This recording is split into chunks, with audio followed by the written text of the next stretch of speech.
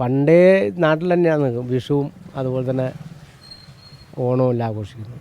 അപ്പോൾ ഇപ്പോഴും അതിലൊരു മാറ്റമില്ല. ലഹരി, രാസലഹരിയുടെ ഒരു പ്രവർത്തനം കൂടി വരികയാണ്. കുട്ടികളൊക്കെ അതിന് അടിമപ്പെടുന്നു.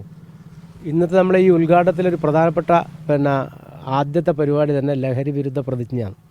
ലഹരി വിരുദ്ധ പ്രതിജ്ഞ എടുത്തുകൊണ്ടാണ് ഈ പരിപാടി ഉദ്ഘാടനം ചെയ്യാൻ വേണ്ടി തീരുമാനിച്ചത്. അപ്പോൾ അതിൽ നിങ്ങൾക്ക് മനസ്സിലാക്കാമല്ലോ, നമ്മളെ ക്ലബ്ബും നമ്മുടെ നാട്ടുകാരും ലഹരിക്കെതിരെ ശക്തമായി പോരാടുന്നതിനാണ് തീരുമാനിച്ചിട്ടുള്ളത്. അതിൻ്റെ ഒരു തുടക്കം ഇന്ന് കുറിക്കും. എന്തായാലും 19-ാം തീയതി നമ്മുടെ കാസർഗോഡ് ജില്ലയിലെത്തുമ്പോൾ അതിൻ്റെ ഭാഗമായി അതിൻ്റെ കൂടെ ഉണ്ടാവും. അതുമാത്രമല്ല, അതിൻ്റെ ഒരു ആശംസാ സന്ദേശം ഞാൻ നേരത്തെ 24-ന് അയച്ചു കൊടുത്തിട്ടുണ്ട്. യഥാർത്ഥത്തിൽ എല്ലാ ചാനലുകളും ഏറ്റെടുക്കേണ്ട ഒരു പ്രധാനപ്പെട്ട ക്യാമ്പയിൻ പ്രവർത്തനമാണ് ലഹരിക്കെതിരെയുള്ള ഈ പ്രവർത്തനം. ശരിക്കും പറഞ്ഞാൽ നമ്മുടെ ഞാനൊരു ന്യൂജൻ എന്ന് പറയുന്നില്ല, എല്ലാ കാലത്തും ന്യൂജൻ ഉണ്ടല്ലോ അല്ലേ.